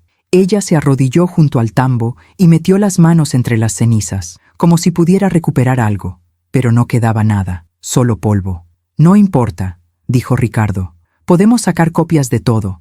Va a tomar tiempo, pero se puede hacer. Pero Elena no respondió. Solo miraba las cenizas con ojos vacíos, y yo supe que algo dentro de ella acababa de romperse otra vez. Salimos del restaurante. Ezequiel estaba parado en la puerta, mirándonos. ¿Ya se van?, preguntó con falsa dulzura. Elena finalmente lo miró, y por primera vez en meses habló con voz firme. Sí, ya me voy, y no voy a volver. Ezequiel soltó una carcajada. Ya lo veremos. No, no hay nada que ver. Esto se acabó. ¿Se acabó? Elena, amor, no puedes acabar algo que nunca va a terminar. Tú eres mía, siempre lo fuiste, siempre lo serás. No soy tuya, nunca lo fui. Claro que sí, te hice quien eres. Sin mí, no eres nada. Elena dio un paso hacia él. Los policías se pusieron alertas, pero ella solo lo miró fijamente. Tienes razón en algo, dijo. Sin ti, no soy la mujer rota y asustada que era contigo. Sin ti, puedo volver a ser quien era antes, y eso es exactamente lo que voy a hacer. Ezequiel la miró con odio. Te vas a arrepentir. No, el único que se va a arrepentir eres tú. Y se dio la vuelta, y caminó hacia el auto, con la cabeza en alto, por primera vez en 8 meses. Esa noche, de vuelta en mi casa, Elena se sentó en el patio. Yo le llevé una taza de té de manzanilla. ¿Cómo te sientes? No lo sé. Vacía, enojada, aliviada, todo al mismo tiempo. Es normal. Mamá, cuando vi esas cenizas, cuando vi que había quemado mis documentos, me di cuenta de algo. ¿Qué? Que él nunca me amó, porque cuando amas a alguien no destruyes su identidad, no quemas su pasado, no la conviertes en nada. Tienes razón. Entonces, ¿por qué me duele tanto? Porque tú sí lo amaste, o al menos amaste la idea de lo que pensaste que él era. Elena bebió un sorbo de té. ¿Sabes qué es lo más triste de todo? ¿Qué? Que yo le di todo, mi trabajo, mis amigos, mi dignidad, todo, y él lo único que hizo fue quitarme más. Pero ahora lo recuperaste. ¿Recuperé qué? No tengo trabajo, no tengo dinero, no tengo documentos, no tengo nada. Me tienes a mí. Elena me miró, y por primera vez en mucho tiempo sonrió. Una sonrisa pequeña, frágil, pero real. Gracias, mamá. De nada, mi amor. Martes 20 de marzo, 5 de la mañana. Me desperté con el sonido de mi teléfono. Era un mensaje de un número desconocido. Abrí el mensaje. Era una fotografía de Elena, durmiendo, en su cama, en mi casa, tomada desde la ventana de su habitación, y debajo de la foto, un mensaje. Siempre te estoy viendo. Sentí que el corazón se me salía del pecho. Corrí hacia la habitación de Elena. Ella seguía dormida. La ventana estaba cerrada, pero las cortinas estaban abiertas. Alguien había estado ahí. Alguien la había estado observando. Tomé mi teléfono y llamé a la policía. Necesito que vengan ahora. Ahora. Los policías llegaron 20 minutos después. Revisaron el patio, las ventanas, el callejón de atrás. Encontraron huellas de zapatos en la tierra debajo de la ventana de Elena. Huellas frescas, de hace pocas horas. ¿Tiene idea de quién pudo haber sido?, preguntó el oficial. Sí, mi ex yerno, Ezequiel Mendoza. ¿Tiene una orden de alejamiento contra él? Sí. Entonces esto es una violación. Vamos a arrestarlo. A las 8 de la mañana, Ezequiel fue arrestado, en el restaurante. delante de todos los empleados, delante de los primeros clientes de la mañana. Lo esposaron, lo leyeron sus derechos y se lo llevaron. Elena y yo lo vimos en las noticias esa tarde.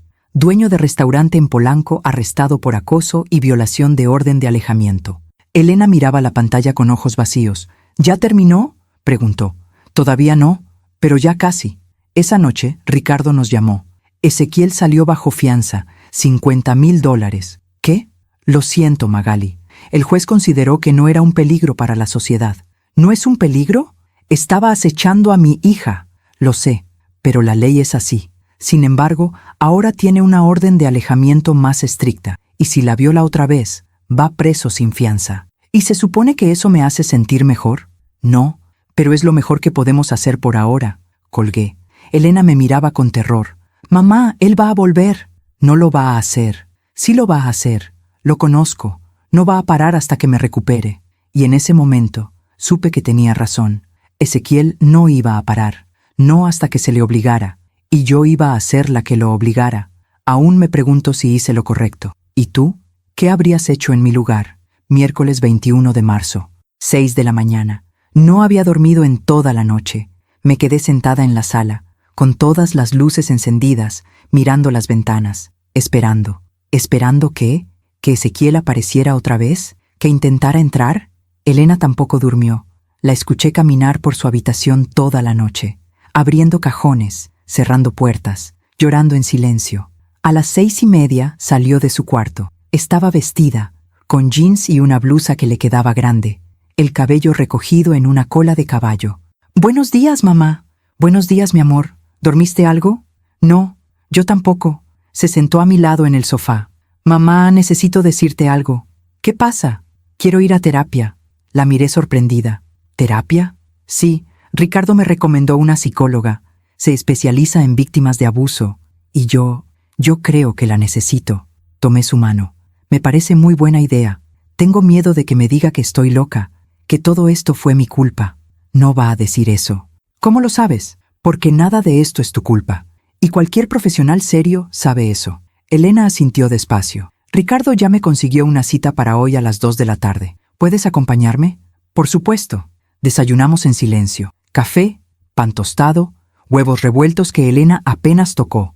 Yo intentaba actuar normal, como si no estuviera aterrada de que Ezequiel apareciera en cualquier momento, como si no hubiera pasado toda la noche revisando las ventanas, como si no tuviera un bate de béisbol escondido detrás de la puerta. A las 9 de la mañana, Ricardo llamó. «Magali, tenemos un problema». «¿Qué pasó?» Ezequiel presentó una demanda. «¿Qué tipo de demanda?» «Está demandando a Elena por daños y perjuicios. Dice que al abandonar el restaurante sin aviso previo, causó pérdidas económicas de $50,000. ¿$50,000? Elena levantó la vista, aterrada. «Es una estrategia de intimidación», dijo Ricardo. «No tiene ningún caso, pero va a tomar tiempo demostrarlo en corte». «¿Cuánto tiempo?» «Meses, tal vez un año». «No tenemos un año». «Lo sé, pero vamos a pelear esto. Vamos a demostrar que Elena trabajó sin pago, que fue explotada, que el contrato que supuestamente firmó fue bajo coerción. Y mientras tanto, Elena tiene que mantenerse alejada de él. No puede responder sus mensajes, no puede hablarle. Nada». «Entiendo». Colgué. Elena me miraba con ojos llenos de lágrimas. «Mamá, yo no tengo $50,000. Lo sé, no tengo nada. ¿Cómo voy a pagar eso?» «No vas a tener que pagar nada. Es una mentira, una estrategia para asustarte. Está funcionando».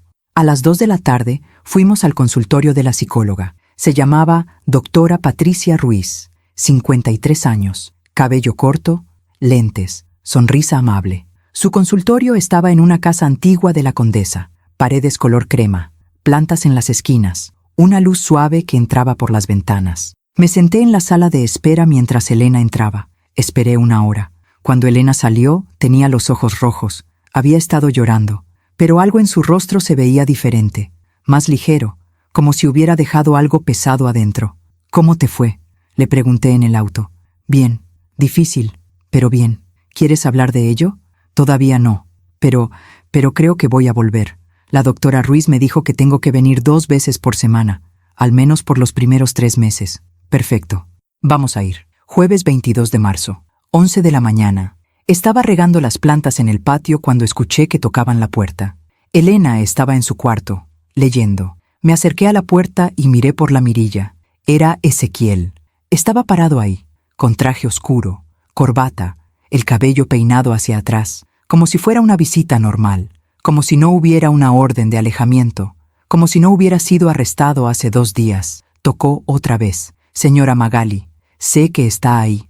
Solo quiero hablar. No respondí. Por favor, 5 minutos. Necesito hablar con Elena. Vete o llamo a la policía. Grité del otro lado de la puerta. No tiene que ser así. Podemos arreglar esto como adultos civilizados. Tienes una orden de alejamiento. Estás violándola ahora mismo. Solo quiero ver a mi esposa. Ella no quiere verte. Silencio. Luego su voz, más baja, más peligrosa. Usted no puede mantenerla encerrada para siempre. No la tengo encerrada. Está aquí porque quiere. ¿Así? ¿Por qué no le preguntamos a ella?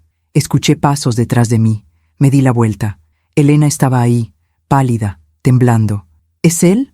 Susurró. Sí, vete a tu cuarto.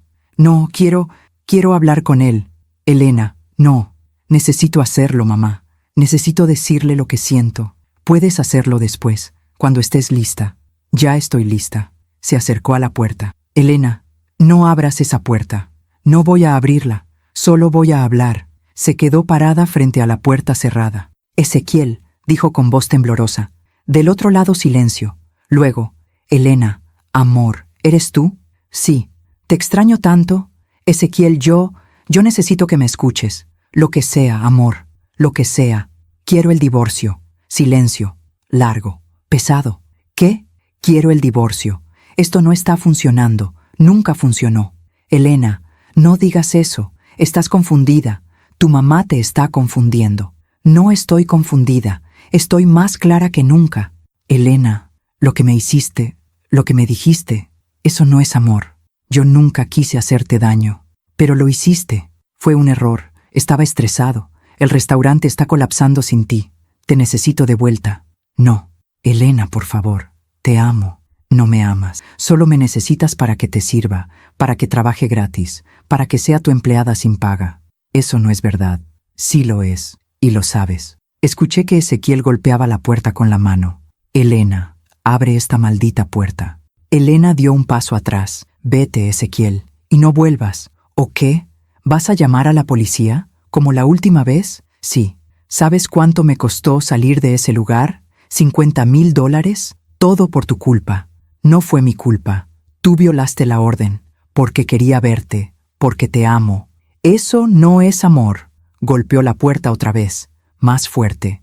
Voy a llamar a la policía ahora, dije. Háganlo. Llámenla. Total, ustedes ya me arruinaron la vida. Tomé mi teléfono y marqué 911. Ezequiel siguió gritando del otro lado de la puerta. Elena, si no vuelves conmigo, te vas a arrepentir. ¿Me oyes? Te vas a arrepentir. Policía, ¿cuál es su emergencia? Hay un hombre violando una orden de alejamiento en mi casa. Está golpeando la puerta, amenazando. ¿Dirección? Di mi dirección. Ya mandamos una patrulla. Colgué. Ezequiel seguía golpeando la puerta, pero luego, de repente, se detuvo. Escuchamos pasos alejándose, un motor encendiéndose, el BMW arrancando. Se fue. Pero antes de irse, gritó una última cosa. Esto no se acaba así, Elena. Nunca se va a acabar. La policía llegó 5 minutos después. Les dimos la descripción del auto. Les mostramos el video de la cámara de seguridad que Ricardo había instalado la semana pasada. Ahí estaba Ezequiel, golpeando la puerta, gritando, amenazando, todo grabado. Vamos a arrestarlo otra vez, dijo el oficial. Esta es la segunda violación. Esta vez no va a salir bajo fianza. Ezequiel fue arrestado esa tarde, en el restaurante. Otra vez. Esta vez, cuando lo metieron en la patrulla, había fotógrafos, periodistas. La historia había salido en las noticias locales. Dueño de restaurante arrestado por segunda vez por violación de orden de alejamiento. El video se volvió viral. En las redes sociales la gente comentaba, algunos apoyando a Elena, otros defendiendo a Ezequiel. Es solo un hombre enamorado. Ella lo está arruinando por capricho. Típica mujer manipuladora. Elena leía los comentarios y lloraba. ¿Ves, mamá? La gente cree que soy yo la mala. No importa lo que la gente piense. Sí importa. Importa porque ahora todo el mundo sabe mi nombre, mi cara, mi historia. Elena, ¿y si tiene razón? ¿Y si lo estoy arruinando? No lo estás arruinando.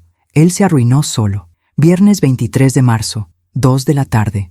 Ricardo nos llamó. Ezequiel está en la cárcel, sin fianza. Va a tener una audiencia el lunes 26 para determinar si queda detenido hasta el juicio. ¿Qué tan probable es que lo detengan? Muy probable. Ya violó la orden 2 veces. Es claramente un peligro. Bien, pero hay algo más. ¿Qué? Su familia se puso en contacto conmigo. ¿Qué familia? Él dijo que no hablaba con su madre. Aparentemente eso cambió. Su madre y 2 hermanos quieren hablar con Elena. ¿Para qué?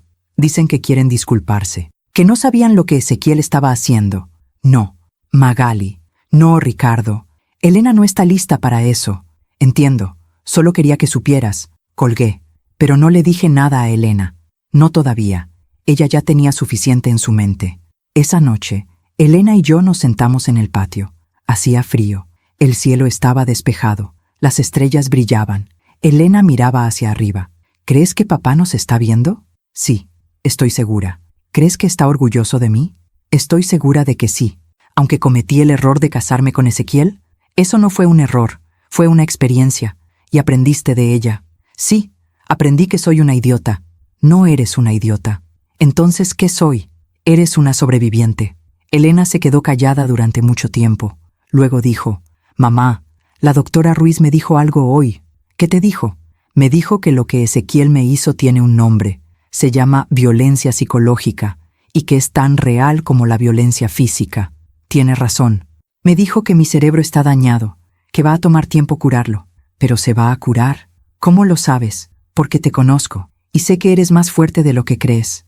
Elena empezó a llorar. «No me siento fuerte, pero lo eres, porque seguiste adelante, porque saliste, porque dijiste, no más. Solo pude hacerlo porque tú estabas ahí. Siempre voy a estar aquí». Nos quedamos sentadas ahí durante horas, bajo las estrellas, en silencio. Solo nosotras 2, madre e hija, sobreviviendo. Sábado 24 de marzo, 8 de la mañana. Elena se despertó con una idea. «Mamá, quiero volver a trabajar». «¿Trabajar?» «Sí, como diseñadora. Quiero abrir mi estudio otra vez». «Elena, eso es maravilloso. Pero no sé si pueda. No tengo dinero. No tengo clientes. No tengo nada. Tienes talento, y eso es lo único que necesitas. ¿Crees que la gente me contrate después de todo este escándalo? La gente que vale la pena, sí». Elena sonrió. Por primera vez en semanas, una sonrisa real. «Entonces voy a intentarlo». Ese día, Elena pasó horas en la computadora, buscando sus viejos proyectos, sus viejos contactos, reconstruyendo su portafolio. Yo la observaba desde la puerta de su cuarto, concentrada, enfocada, viva. Y por primera vez desde que todo esto comenzó, sentí esperanza. Esperanza de que Elena iba a estar bien. Esperanza de que íbamos a salir de esto. Esperanza de que el peor momento ya había pasado. Pero estaba equivocada. Porque el lunes 26 de marzo, todo cambió otra vez. Y esta vez de una forma que nunca imaginé. Lunes 26 de marzo, 9 de la mañana. Ricardo nos llamó. «Hay un problema». «¿Qué pasó?» «Ezequiel salió». «¿Qué? ¿Cómo?» Su abogado argumentó que las 2 violaciones fueron malentendidos, que él solo quería hablar con su esposa, que no representaba un peligro real. ¿Y el juez le creyó? El juez decidió que con una tobillera electrónica era suficiente. Ezequiel puede salir, pero tiene que mantenerse a 500 metros de Elena. Si se acerca, la tobillera envía una alerta a la policía. Eso no es suficiente. Lo sé, pero es lo que hay. Colgué. Elena me miraba con terror. «Mamá, él va a venir. No puede. Tiene la tobillera. No le va a importar. Va a encontrar una forma». «Elena, lo conozco, mamá. Va a venir». Y tenía razón, porque esa noche, a las 11, recibí un mensaje de un número desconocido. El mensaje decía, «Dile a Elena que mire por la ventana». Corrí hacia la habitación de Elena. Ella estaba dormida. Fui hacia la ventana y miré afuera. Ahí, al otro lado de la calle, había un auto. No el BMW negro, otro auto. Y adentro, una figura, mirando hacia nuestra casa. No podía ver el rostro, pero sabía quién era. Llamé a la policía. Hay alguien afuera de mi casa. Creo que es Ezequiel Mendoza. Se supone que tiene una tobillera electrónica. Revisamos el sistema. Él está en su casa. La tobillera no ha enviado ninguna alerta, pero está aquí. Lo estoy viendo. Señora, si la tobillera dice que está en su casa, entonces está en su casa. Tal vez es otra persona. No es otra persona. Es él. Pero cuando volví a mirar por la ventana, el auto ya no estaba. Se había ido, como un fantasma. Y supe que esto estaba lejos de terminar. Aún me pregunto si hice lo correcto. ¿Y tú? ¿Qué habrías hecho en mi lugar? Martes 27 de marzo, 4 de la mañana. No pude dormir. Me quedé sentada en la sala toda la noche, con las luces apagadas, mirando por las ventanas, esperando ver ese auto otra vez, esperando ver a Ezequiel. Pero no apareció. Solo silencio, solo oscuridad. Y eso era peor, porque cuando no lo ves, pero sabes que está ahí, el miedo se vuelve algo que vive dentro de ti, que respira contigo, que no te deja descansar. A las 6 de la mañana, Elena salió de su cuarto. Tenía ojeras profundas, el cabello despeinado, llevaba puesta una de mis batas viejas. ¿Dormiste algo?, le pregunté. No, se sentó a mi lado en el sofá. Mamá, esto no puede seguir así. Lo sé, él va a seguir viniendo, una y otra vez. No importa cuántas veces lo arresten, no importa cuántas órdenes de alejamiento tenga, va a seguir viniendo. Entonces lo vamos a detener. ¿Cómo? No lo sé todavía, pero vamos a encontrar una forma. Elena se quedó callada durante mucho tiempo. Luego dijo, Mamá, necesito contarte algo. ¿Qué pasa? Ayer, cuando estaba trabajando en mi portafolio, encontré algo. ¿Qué encontraste? Se levantó y fue a su cuarto. Volvió con su laptop. La abrió y me mostró la pantalla. Era un correo electrónico, de Ezequiel, para ella, fechado hace un año, noviembre del año pasado. El asunto decía, contrato de trabajo, confidencial. Elena abrió el correo. Había un documento adjunto, un contrato, el contrato que supuestamente ella había firmado. ¿Lo leíste?, le pregunté. Sí, anoche.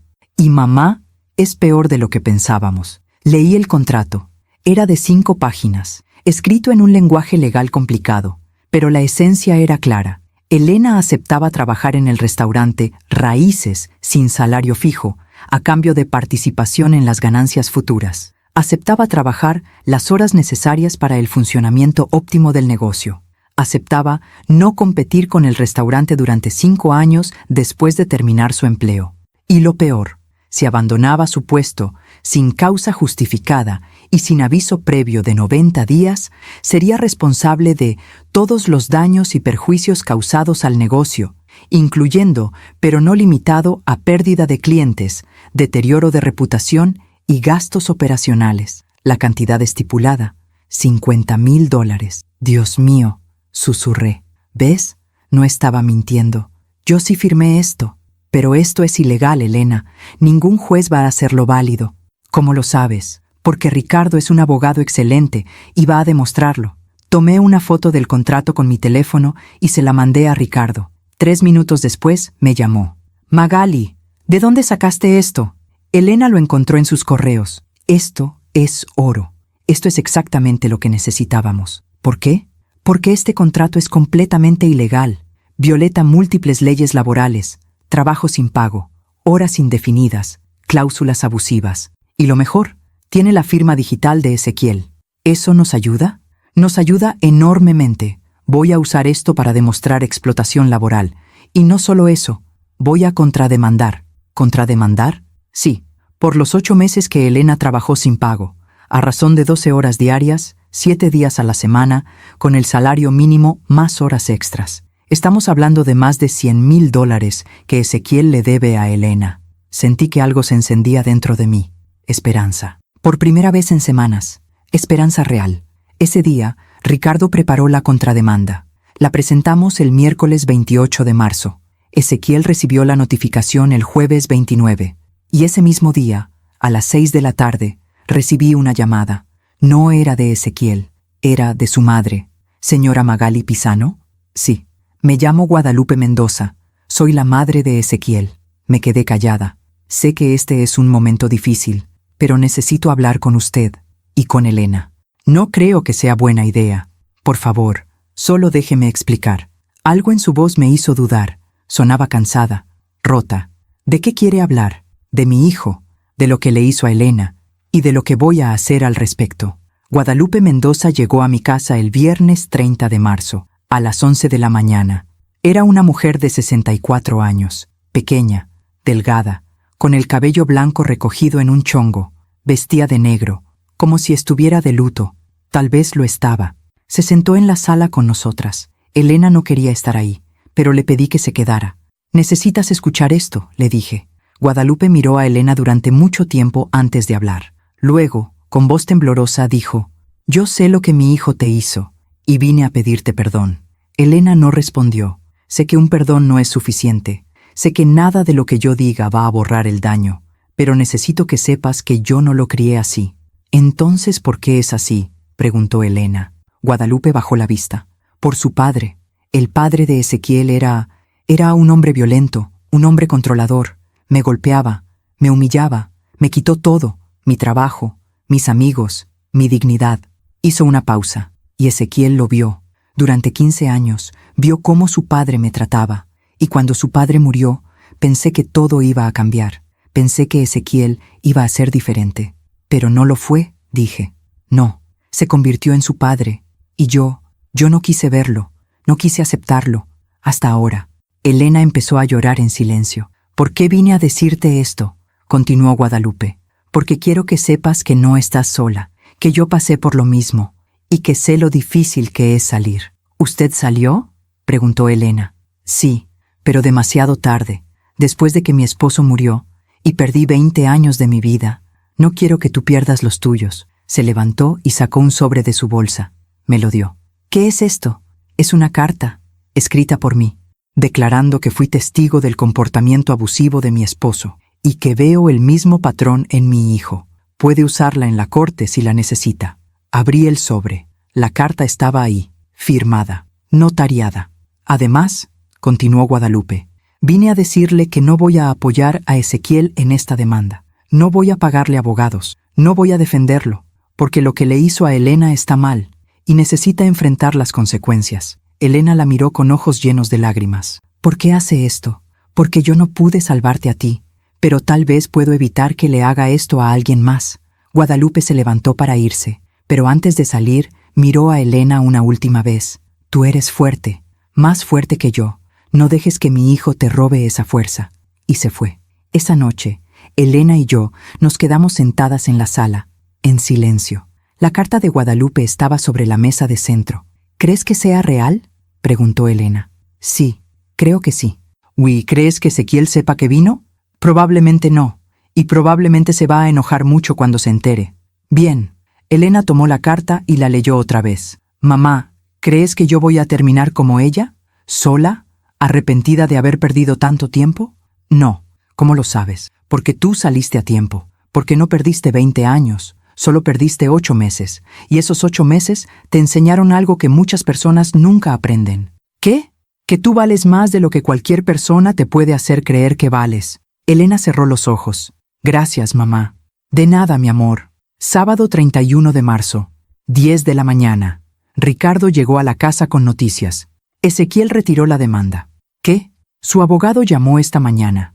Dijeron que después de revisar la evidencia, decidieron que no era viable continuar con el caso. ¿Por qué? Porque saben que van a perder. Y no solo eso.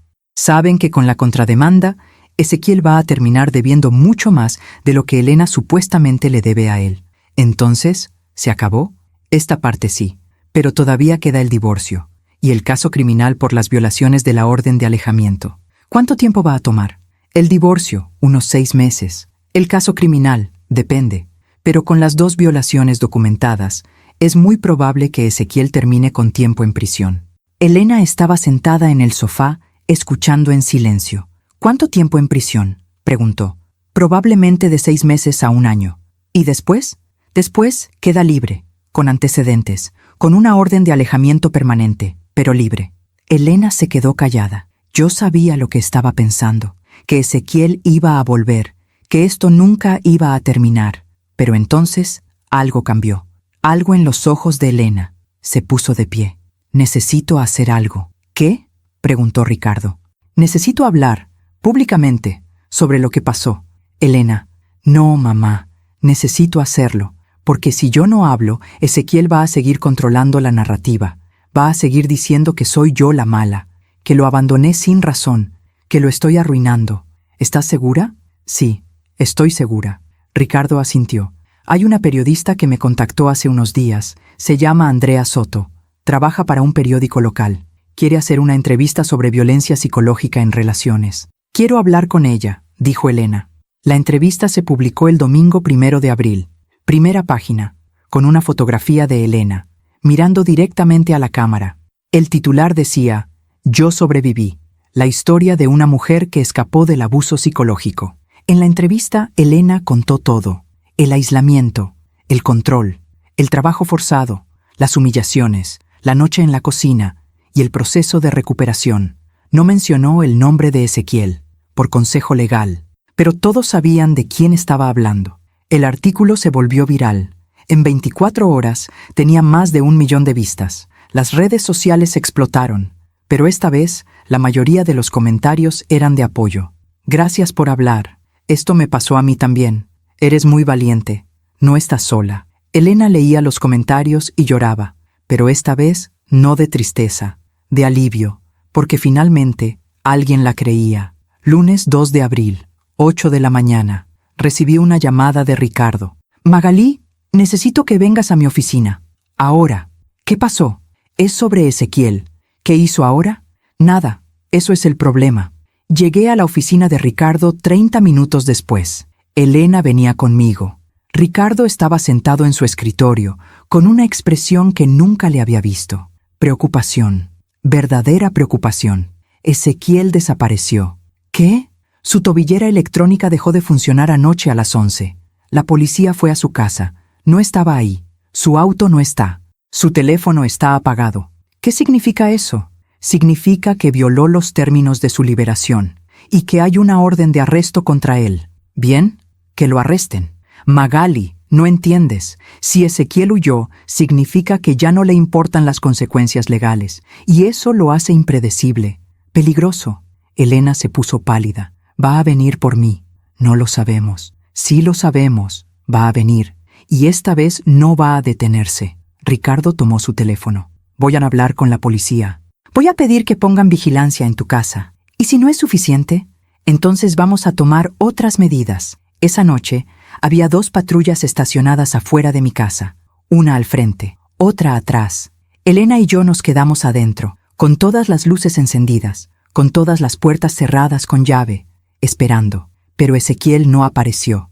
Ni esa noche, ni la siguiente, ni la siguiente. Era como si se hubiera evaporado, y eso era lo más aterrador de todo. Porque cuando un hombre como Ezequiel desaparece, solo puede significar una cosa. Está planeando algo. Viernes 6 de abril, 11 de la noche. Elena y yo estábamos viendo una película en la sala cuando escuchamos un ruido afuera. Un golpe, como si algo hubiera caído, o alguien. Miré por la ventana. Las patrullas seguían ahí, pero no vi nada raro. Probablemente fue un gato, le dije a Elena, pero ella no me estaba escuchando. Estaba mirando su teléfono, con la cara completamente pálida. ¿Qué pasa? Me mostró la pantalla. Era un mensaje, de un número desconocido. El mensaje decía: ya no tengo nada que perder. Tú tampoco deberías. Y debajo del mensaje, una fotografía. Una fotografía de nuestra casa, tomada desde adentro, desde el patio. Desde hace 5 minutos, corrí hacia la puerta del patio. Estaba cerrada con llave, pero la ventana, la pequeña ventana del baño que nunca cerrábamos bien, estaba abierta. Ezequiel había estado adentro de la casa y todavía estaba cerca. Aún me pregunto si hice lo correcto. ¿Y tú? ¿Qué habrías hecho en mi lugar? Viernes 6 de abril, 11:10 de la noche. Llamé a la policía inmediatamente. ¿Hay alguien dentro de mi casa? ¿O estuvo hace unos minutos? ¿Estás segura? Sí, tengo una fotografía que me mandaron, tomada desde mi patio, hace 5 minutos. No se mueva. Ya vamos. Colgué. Elena estaba temblando. La abracé. Va a estar bien. No va a estar bien, mamá. Él estuvo aquí, dentro de la casa. Los 2 oficiales que estaban afuera tocaron la puerta. ¿Señora Pisano? Abrí. Recibimos su llamada. ¿Dónde cree que entró? Por la ventana del baño, la que da al patio. Revisaron la casa completa, habitación por habitación, closet por closet. No encontraron a nadie, pero en la ventana del baño encontraron marcas de zapatos en el alféizar. Y afuera, en el patio, huellas frescas en la tierra, las mismas huellas que habíamos visto semanas atrás. ¿Las patrullas estuvieron ahí todo el tiempo?, pregunté. Sí, señora. No vimos a nadie entrar. Entonces, ¿cómo llegó hasta acá? El oficial miró el callejón de atrás. Probablemente brincó la barda. Es baja, y con la oscuridad no lo vimos. Entonces, ¿para qué están aquí si no pueden protegernos? Señora, entiendo su frustración, pero no podemos estar en todos lados al mismo tiempo. Entonces, ¿qué se supone que hagamos? El oficial se quedó callado, porque no tenía respuesta. Esa noche, Elena y yo nos quedamos en mi habitación, con la puerta cerrada con llave, con una silla contra la puerta, con el bate de béisbol a mi lado y con los teléfonos listos para marcar 911. Ninguna de las dos durmió. Solo esperamos a que amaneciera. Esperamos a que esta pesadilla terminara. Sábado 7 de abril, 6 de la mañana. Ricardo llegó con más policías. Esta vez eran 4 oficiales, 2 hombres, 2 mujeres y un detective. Se llamaba Detective Ramírez, 52 años, alto, con el cabello gris y una expresión seria. Se sentó con nosotras en la sala. Señora Pisano, necesito que me cuente todo desde el principio. Y se lo conté, todo. Desde la noche que encontré a Elena en la cocina del restaurante, hasta el mensaje de anoche. El detective tomó notas en una libreta pequeña. Cuando terminé, se quedó callado durante unos segundos. Luego dijo, Ezequiel Mendoza es un hombre peligroso y está escalando. ¿Qué significa eso? Significa que cada vez que pierde control, se vuelve más desesperado, y un hombre desesperado es capaz de cualquier cosa. Elena empezó a llorar. Entonces, ¿qué hacemos? Primero, vamos a aumentar la vigilancia. Vamos a tener patrullas las 24 horas, y vamos a instalar cámaras de seguridad en toda la casa. Y segundo, necesito que ustedes consideren irse de aquí por unos días, a un lugar donde Ezequiel no las pueda encontrar. ¿Cómo dónde? Un hotel, la casa de algún familiar, algún lugar. No tenemos a nadie, dije. Solo nos tenemos a nosotras. El detective asintió. Entonces el hotel, y yo voy a coordinar con la policía local para que las protejan. Ese día, Elena y yo empacamos, una maleta cada una. Ropa, documentos, medicinas, lo esencial. Nos íbamos a ir a un hotel en La Condesa, lejos de Polanco, lejos del restaurante, lejos de Ezequiel. Pero antes de irnos, Elena me detuvo. Mamá, espera. ¿Qué pasa? No quiero irme así. No quiero que él gane. Elena, no es cuestión de ganar o perder. Es cuestión de mantenerte a salvo. Lo sé, pero si nos vamos, él va a pensar que tiene poder sobre mí, que me puede controlar con miedo. Él no tiene poder sobre ti. Entonces demuéstralo. Quiero hacer algo antes de irnos. ¿Qué quieres hacer? Quiero ir al restaurante. ¿Estás loca? No, mamá. Escúchame. Quiero ir al restaurante, con la policía, y quiero recuperar algo. ¿Qué cosa? Hay una caja, en la oficina de Ezequiel. Tiene todas las fotografías de mi vida antes de él. Fotografías de papá, de ti, de mis amigas. Todo lo que yo era antes de que él apareciera. Elena, él me quitó mi identidad, mamá. Me quitó mis documentos. Pero no va a quedarse con mis recuerdos. Miré al detective Ramírez. ¿Es posible? Él dudó. Es arriesgado, pero es posible. Sí, si vamos con suficientes oficiales, y si entramos y salimos rápido. Elena asintió. Entonces vamos. Llegamos al restaurante a las 2 de la tarde. Había 6 patrullas afuera, 12 oficiales, el detective Ramírez, Ricardo y nosotras. El restaurante estaba cerrado, abandonado. Las ventanas tenían polvo, las cortinas estaban cerradas. Un letrero en la puerta decía, cerrado temporalmente, pero sabíamos que era permanente. Sin Elena, sin empleados, sin clientes, el restaurante había colapsado. Ezequiel lo había perdido todo, y eso lo hacía aún más peligroso. Los oficiales abrieron la puerta con una orden judicial. Entramos. El lugar estaba peor que la última vez. Platos rotos en el piso, mesas volteadas, las paredes tenían agujeros, como si alguien las hubiera golpeado con los puños o con la cabeza. Elena caminó despacio por el comedor, mirando todo. Esto era hermoso, susurró. Yo hice que esto fuera hermoso, y él lo destruyó. Él se destruyó a sí mismo, le dije. Caminamos hacia la oficina del fondo. La puerta estaba cerrada con llave. Uno de los oficiales la abrió de una patada. Adentro, el caos era peor. Papeles por todas partes, documentos rotos, la computadora estrellada contra la pared. Y en el piso, botellas vacías. Tequila, whisky, vodka. Ezequiel había estado aquí, bebiendo, destruyendo, perdiéndose. Elena miró alrededor. La caja está en el closet. Abrió el closet, y ahí estaba, una caja de cartón, con su nombre escrito con marcador negro. Elena la sacó. Pesaba poco. La abrió. Adentro había fotografías. Fotografías de ella de niña, con su padre, conmigo. Fotografías de su graduación, de su primer estudio, de sus amigas, de su vida. Elena tomó una fotografía. Era de ella a los 25 años, sonriendo, llena de vida. Aquí estoy, dijo. Esta soy yo. Y por primera vez en meses la vi. Vi a mi hija. No a la mujer rota que Ezequiel había creado, sino a la mujer fuerte que siempre fue. Salimos del restaurante, con la caja, con los recuerdos. Y cuando subimos al auto, Elena miró hacia atrás una última vez. Adiós, susurró. No estaba hablándole al restaurante. Le estaba hablando a esa parte de su vida, a esa versión de sí misma que dejó atrás. Nos fuimos al hotel, un hotel pequeño en la Condesa.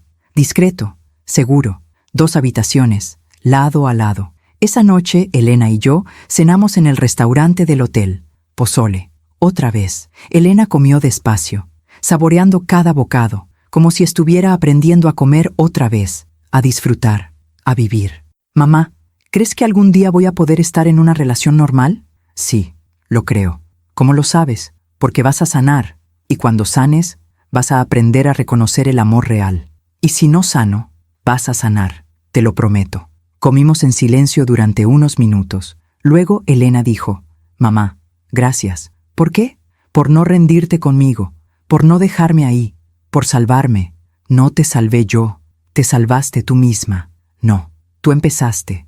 Tú fuiste la que me sacó de esa cocina, la que llamó al abogado, la que peleó por mí cuando yo no podía pelear por mí misma. Le tomé la mano. Siempre voy a pelear por ti. Domingo 8 de abril, 9 de la mañana. El detective Ramírez nos llamó. Encontramos a Ezequiel. ¿Dónde? En un motel en Cuernavaca. Estaba borracho. Intentó huir, pero lo detuvieron. ¿Está arrestado? Sí. Y esta vez no va a salir. Violó los términos de su liberación. Violó la orden de alejamiento múltiples veces. Tiene cargos por acoso, allanamiento, amenazas. ¿Cuánto tiempo va a estar preso? El juez va a decidir, pero con todo lo que tiene en su contra, probablemente de 1 a 3 años. Sentí que un peso enorme se levantaba de mis hombros. Y después va a tener libertad condicional, con orden de alejamiento permanente. Si se acerca a Elena otra vez, vuelve a prisión automáticamente. Gracias, detective. No me agradezca a mí. Agradézcanle a Elena, por hablar, por denunciar, por no quedarse callada. Le conté a Elena. Ella se quedó callada durante mucho tiempo. Luego empezó a llorar, pero no de tristeza, de alivio. ¿Ya terminó?, preguntó. Sí, mi amor, ya terminó. ¿Estás segura? Sí. Nos abrazamos y lloramos juntas, porque finalmente, después de meses de miedo, de dolor, de lucha, había terminado. Lunes 9 de abril. Volvimos a casa. La policía había instalado cámaras de seguridad, nuevas cerraduras, barras en las ventanas. La casa parecía una fortaleza. Pero ya no la necesitábamos, porque Ezequiel estaba encerrado, y nosotras éramos libres. Esa semana, Elena empezó a trabajar otra vez. Consiguió su primer cliente, un café pequeño que necesitaba diseño de menú. No pagaba mucho, pero era un comienzo, y Elena trabajaba con una pasión que no había visto en años, concentrada, feliz, viva. Yo la observaba desde la puerta de su cuarto, y sonreía, porque mi hija había regresado. 2 meses después, junio. Elena estaba trabajando en su laptop en el patio cuando recibió un correo. Lo abrió. Era de la periodista Andrea Soto. El correo decía, Elena, gracias por compartir tu historia. Desde que se publicó, hemos recibido más de 500 cartas de mujeres contando historias similares. Tu valentía inspiró a muchas a hablar, a denunciar, a salir. Eres un ejemplo de fuerza y esperanza. Gracias. Elena leyó el correo 3 veces. Luego me lo mostró. Mamá, ¿ves esto? Sí, 500 mujeres. 500 vidas que tocaste. No hice nada especial. Hiciste lo más difícil del mundo. Hablaste. Y eso cambió todo. Elena sonrió. Una sonrisa completa. Real. Hermosa. Entonces valió la pena. 3 meses después. Septiembre. El juicio de Ezequiel. Elena testificó. Frente al juez. Frente a los abogados. Frente a Ezequiel. Contó todo. Con voz firme. Con la cabeza en alto. Sin llorar. Sin temblar. Ezequiel la miraba desde el otro lado de la sala. Pero ya no con odio, sino con algo peor. Vacío. Como si finalmente hubiera entendido lo que había perdido. No solo a Elena, sino su restaurante, su reputación, su libertad, su vida. Y eso, ese vacío en sus ojos, fue la verdadera justicia, porque no fue Elena quien lo destruyó, fue él mismo. El juez dictó sentencia: 2 años de prisión, 3 años de libertad condicional, orden de alejamiento permanente y una obligación de pagar $120,000 a Elena por salarios no pagados. Ezequiel no dijo nada, solo bajó la cabeza, como si finalmente hubiera aceptado la derrota. Afuera del juzgado, Elena respiró profundo. ¿Cómo te sientes?, le pregunté. Aliviada, triste, enojada, feliz, todo al mismo tiempo. Es normal. Mamá, ¿crees que él va a cambiar? No lo sé. Tal vez no. Pero eso ya no es tu problema. Tienes razón. Caminamos hacia el auto, y antes de subir, Elena miró hacia atrás, hacia el juzgado, hacia esa parte de su vida que finalmente estaba cerrando. Adiós, Ezequiel, susurró. Y esta vez fue de verdad. 1 año después, abril del año siguiente, Elena tenía su propio estudio otra vez, con 5 clientes, con un equipo pequeño, con su nombre en la puerta. Elena Pisano, diseño gráfico. No Elena de Mendoza, no Elena Montiel, solo Elena, ella misma. Y Ezequiel.